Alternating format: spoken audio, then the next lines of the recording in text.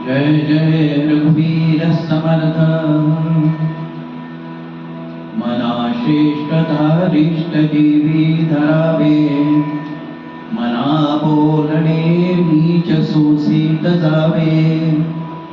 स्वये सर्वदा नम्र वाचे वदावे, मना सर्व लोकांसी निभवावे। जय जय रघुवीर समर्थ। समर्थ रामदास स्वामी महाराज की जय। आज निरूपणासाठी मी मनाचे श्लोक क्रमांक 7 हा घेतलेला आहे। मना श्रेष्ठ धारिष्ट जीवी धरावे, मना बोलणे नीच सोसित जावे।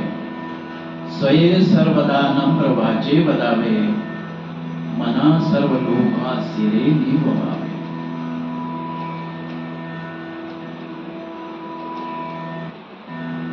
आता या श्लोकामध्ये समर्थ आम्हाला सांगतात आहे की तुम्ही एखादं चांगलं काम करायला सुरुवात केली की लोक बोलणार, तुमची टिंगल करणार, चेष्टा करणार, मस्करी करणार, परंतु हे सगळं तुम्ही धैर्याने सहन करा। आता तुम्ही सकाळी फिरायला जाणं सुरू केलं,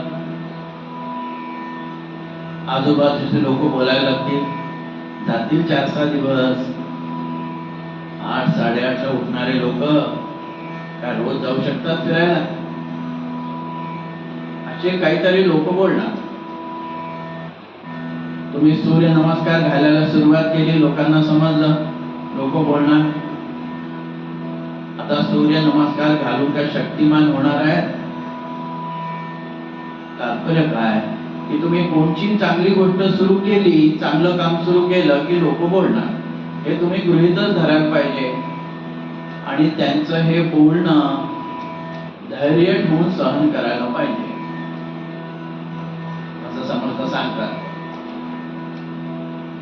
काय आहे की ज्याला आयुष्यामध्ये काही मिळवायचं आहे, ध्येयपूर्ती करायची आहे, त्याला सहनशीलता ही ठेवावीच लागते। सत्पुरुषांनी केवढी सहनशीलता ठेवलेली आहे। ज्ञानेश्वर महाराजांना समाजाने किती त्रास दिला, त्यांच्या आई वडिलांना देहार्पण करायसाठी भाग पाडलं, त्यांचा ब्राह्मण म्हणून स्वीकार करण्यास नकार दिला, तरी सुद्धा माऊलींनी एकही अपशब्द बोललेला नाही। मना बोलणे नीच सोसित जावे। माऊलींनी या प्रकारचे बोलणे सहनच केलेले आहे, अपशब्द काहीही बोललेले नाही। समर्थांनी ज्यावेळी टाकळीला तपश्चर्या सुरू केली, त्यावेळी काही लोकांनी नमस्कार केलेला नाही, आधी वाटेल तसे बोललेलेच आहेत त्यांना। त्यावरती त्यांनी प्रभू रामचंद्राला प्रार्थना केली आहे की हे प्रभू रामचंद्रा, मला दृढ बुद्धी दे, मी माझ्या मार्गापासून, माझ्या ध्येयापासून विचलित होणार नाही, अशी बुद्धी तू मला दे, असं धैर्य तू मला दे, असं समर्थांनी करुणाष्टकांमध्ये लिहिलेलं आहे। थोडक्यात काय, हा जगाचा स्वभाव आहे, लोक बोलणारच आहे। त्याच्यानंतर समर्थ पुढे असं म्हणतात आहे की कोणत्याही प्रसंगाला तुम्हाला धारिष्ट असणं खूप आवश्यक आहे। एकदा स्वामी विवेकानंद अरण्यातून चालले होते, वानरांची एक टोळी त्यांच्या मागे लागते। शक्ती एक वटून आणि पळत सुटतात। एका साधूची कुटिया त्यांना दिसते, कुटी दिसते। ते त्या साधू पुरुषाला विचारतात की मी आज मध्ये लपू का?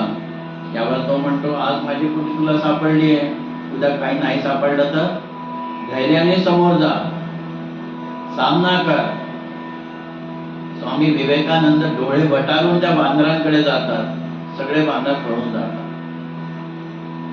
धैर्य असणं खूप आवश्यक आहे. अकबराने एकदा बिरबलाची प्रतीक्षा घेण्याचं ठरवलं. एक मदमस्त हत्ती आणि बिरबलकडे सोडला. बिरबलाच्या लक्षात आलेलं आहे की हे आपल्या बादशाहचंच काम आहे. येतोय हत्ती वेगाने त्याच्याकडे. बिरबल मुळीच विचलित झाला नाही. आता बिरबलाने काय करावं, तर मधून एका कुत्र्याने मधून एक असा कुत्रा गेला, रस्ता क्रॉस केला. बिरबलाने त्या कुत्र्याला उचललं, दूर फिरवलं आणि तोच त्या हत्तीच्या अंगावर फेकला. हत्ती लगेच भयभीत झाला आणि त्यांनी त्याची दिशा बदलली. थोडक्यात काय, तर धैर्याने सामोर गेलं की कसा मार्ग सापडतो बघा. म्हणून समर्थ म्हणतात की धैर्य ठेवा. धैर्य असणं खूप आवश्यक आहे. आता ज्यावेळी माणसाच्या जीवनामध्ये दुःख येतात त्यावेळी सुद्धा त्याला धैर्य ठेवणं खूप आवश्यक असतं. तेव्हा तो योग्य ते निर्णय घेऊ शकतो की काय करायला पाहिजे, या परिस्थितीत काय करायचं. त्यांनी धैर्य ठेवलं तरच त्याला मार्ग सापडू शकतो. आता काय, माणसाच्या जीवनामध्ये दुःख दोन प्रकारे येतात. एक समर्थ म्हणतात, मनाद्वारे पूर्व संचित केले तैसे भोगणे प्राप्त झाले. प्राप्तम कर्मे सुख दुःख होते. थोडक्यात काय, तर प्रारब्धामुळे दुःख येतात.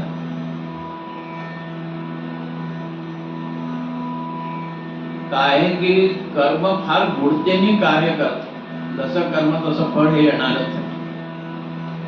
टाळी वाजवल्यानंतर आवाज येणारच आहे, टाळी वाजवली आणि आवाज येणार नाही असं होणार आहे. झाडाची फांदी जितक्या जोरात ओढू दुप्पट वेगाने ती परत येणार हे लक्षात ठेवा. थोडक्यात काय, तर कर्म जे आहे ना ते अति गुढतेने कार्य करत असत. भगवान श्रीकृष्ण सांदीपनी विधी ऋषींच्या आश्रमामध्ये असताना गुरुमातेने भगवान श्रीकृष्णाला आणि सुदामाला बिल्वपत्र आणायला सांगितले. मला महादेवाला 1000 बिल्वपत्र पाहिजे, तुम्ही घेऊन या. वाट्यामध्ये भूक लागेल म्हणून सोबत पोहे दिलेले. आता थोडं पुढे झाल्यानंतर काही वेळानंतर भगवान श्रीकृष्ण थकतात, एका झाडाखाली बसतात दोघे जण. भगवान श्रीकृष्ण सुदामाच्या मांडीवरती डोकं ठेवून झोपलेले आहेत. थोड्या वेळाने भगवान श्रीकृष्णाला जाग येते. त्यांना असं वाटतंय की सुदामा काहीतरी खातोय, म्हणून ते सुदामाला विचारतात, सुदामा काही खातोय का रे? त्यावेळी सुदामा म्हणतो, नाही रे, मी तो विष्णू सहस्राम वाचतोय. आता पुढे सुदामा किती दरिद्री झालेला आपल्याला सगळ्यांना माहितच. नंतर काही वर्षांनी तो पुन्हा भगवान श्रीकृष्णाला भेटायला येतो, अनवाणी पानाने येतो. पायामध्ये खूप काठी लागलेली असतात. भगवान श्रीकृष्ण त्याचं डोकं आपल्या मांडीवर घेतात, प्रेमाने डोक्यावर हात फिरवतात, त्याच्या पायातले काटे काढतात आणि त्याला विचारतात, सुदामा काही माझ्यासाठी आणलं नाही का रे? त्यावेळी सुदामाने पोहे आणलेले असतात, आपल्याला सगळ्यांनाच माहित आहे. परंतु ते भगवान श्रीकृष्णाला त्याचं ते सगळं वैभव बघून आणि त्याला देण्यास ते संकोचत असतात. भगवान श्रीकृष्णाने असं म्हटल्यानंतर ते आपली पोटुंडी काढतात आणि त्यातून पोहे भगवान श्रीकृष्णाला देतात. भगवान ते खातात, तृप्त होतात आणि त्याला राजवैभवाचा प्रसाद देतात. थोडक्यामध्ये काय, तेव्हा न दिलेले पोहे असे या प्रकारे द्यावे लागतात. कर्म किती गूढतेने कार्य करते बघा. त्यामुळे कर्माचं फळ हे समोर येणारच आहे. चांगले कर्म केले नसतील, अकर्म जेही हातून घडले असतील, त्याचं प्रायश्चित्य भोगावंच लागते. त्यामुळे असं दुःख एखादं जीवनात ज्यावेळी येते, त्यावेळी तुम्ही धैर्य ठेवा, असं समर्थ म्हणतात. ते तात्पुरतं असतं. कुठलीही परिस्थिती तात्पुरती आहे. सुख दुःख येत जात राहणार. आणि समर्थांना इथे आणखीन एक सांगायचंय की ज्यावेळी अशा प्रकारे दुःख येते, त्यावेळी ते तुमच्या आराध्याने पाठवलेलं आहे, तुमच्या सद्गुरूंनी पाठवलेलं आहे असं तुम्ही समजा. म्हणजे तुम्हाला भीती वाटणार नाही. खरोखर काही वेळी भगवंत जे आहे, भक्ताची श्रद्धा निष्ठा तपासण्यासाठी आणि विपरीत परिस्थिती निर्माण करत असतो. भगवान श्रीकृष्णाने महाभारतामध्ये शिष्टाईला जायच्या आधी पांडवांची निष्ठा तपासण्याचा संकल्प केला. भगवान श्रीकृष्ण म्हणे, पांडवांना मी आधी इंद्रप्रस्थ मागेन,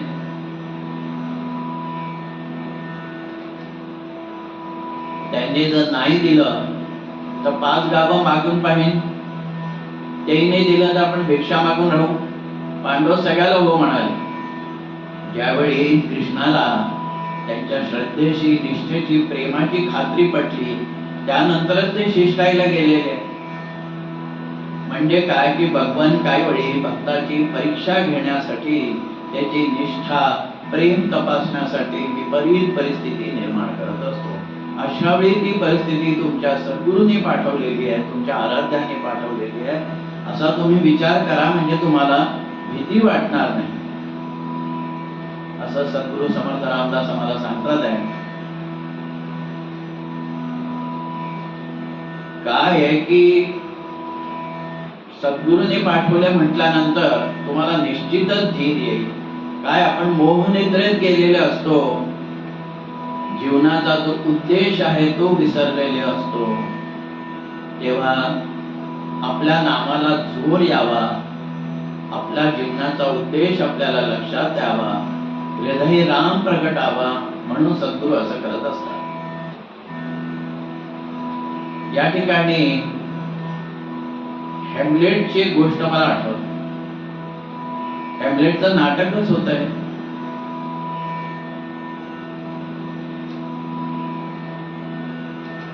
हॅमलेट नावाचं नाटकच होत आहे. हॅमलेटचा बाप हा खरा राजा. आता त्याच्या भावाला त्याचा द्वेष, हे राजघराण्यामध्ये असतंच. याला पॅलेस पॉलिटिक्स असं म्हणतात. तर त्याच्या भावाला त्याचा द्वेष. तर या राजाची, हॅमलेटच्या बापाची एक सवय असते की जेवण झाल्यानंतर तो बागेमध्ये जाऊन वाम कुक्षी करेल. बागेत जाऊन तो निजेल. तर एकदा असंच बागेमध्ये निजला असताना त्याच्या भावाने त्याच्या कानात विष घालून त्याला मारलं. आता कसा मेला कसा मेला कसा मेला काही समजत नाही. म्हणून साठी हा हॅमलेटचा मेलेला बाप पिशाच घेऊन येतो आणि हॅमलेटला म्हणतो की तुझ्या भावाने मला मारलाय, त्यांनी तुझ्या आईशी लग्न केलंय, तेव्हा या पापाचा बदला, या पापाचा सूड तू घ्यावा. परंतु या हॅमलेटच्या कॅरेक्टर मध्ये शेक्सपियरने कसा दोष दाखवलाय की तो विचार खूप करत असेल, कृती कमी करत असेल. अति विचारवंतांचं असंच होतं. आज करू, उद्या करू, परवा करू करता करता ते होऊन जातं. म्हणून हा हॅमलेटचा मेलेला बाप पुन्हा पिशाच घेऊन येतो आणि हॅमलेटला म्हणतो, दिस visitation is to wait that I have learnt it purpose. This visitation is to wait that I have learnt it purpose. शेक्सपियरची जी इंग्रजी भाषा, डायब्लंटर पर्पज म्हणजे गोथड झालेला आहे आणि वेट करणं म्हणजे धार करणं. तुझा जो हेतू गोचट झालेला आहे, तुझा हेतू जो गोचट झालेला आहे, त्याचा सूड घेण्याचा, त्याला धार करायला मी आलोय. महाराज इथे हेच म्हणतात आहे, समर्थ रामदास स्वामी आम्हाला इथे हेच म्हणतात आहे की तुम्ही तुमचा जीवनाचा हेतू विसरलेले आहात, तुम्ही मोह निद्रेत गेलेले आहात. मनुष्य जन्माचा जो मुख्य उद्देश आहे भगवंताची प्राप्ती करून घेणं, तो तुम्ही विसरलेले आहात. तेव्हा तुमच्या जीवनाचा उद्देश तुम्हाला लक्षात यावा, तुम्ही मोह निद्रेतून बाहेर यावं, तुमच्या साधनाला जोर यावा, नामाचा निधिध्यास लागावा, हृदय राम प्रकटावा, म्हणून ही विपरीत परिस्थिती मी आणलेली आहे. सारांश काय, तर एखादी विपरीत परिस्थिती आली की तुम्ही त्याला धैर्याने समोर जा. ती तुमच्या सद्गुरूने पाठवली असं समजा, म्हणजे तुमचं धैर्य नक्की टिकेल असं समर्थ इथे आम्हाला सांगतात. मग आता लोक असे वाटेल तसे आपल्याला बोलत राहतील आणि आपण सहनच करत राहायचं का? असं नाही. यावर समर्थ काय म्हणतात ते, सदा सर्वदा नम्र वाचे बनावे. नम्रतेने त्यांना तुम्ही उत्तर द्या, नीट सांगा, चांगल्या भाषेत सांगा, सांगत राहा, पण नम्रपणे सांगा. सांगत राहा, नम्रपणे सांगा, उगीच भडकून जाऊ नका. तुम्ही चांगलं सांगितलं तरच त्यांना पटणार आहे, एवढा धीर तुम्ही ठेवा. आणि या प्रकारे सगळ्या समाजाच्या लोकांच्या मनाला तुम्ही नीववा, म्हणजे त्यांना संतोष प्रदान करा, असं समर्थ इथे आम्हाला सांगतात आहे. आता समर्थांनी हा उपदेश जो आम्हाला केलेला आहे त्याला कृतीची जोड देण्याचा आम्ही नक्की प्रयत्न करू, असं मी समर्थांना सांगतो. त्यांच्या चरणी नतमस्तक होतो आणि आजच्या या निरूपण सेवेला इथे विराम देतो. जय जय रघुवीर समर्थ. समर्थ रामदास स्वामी महाराज की जय.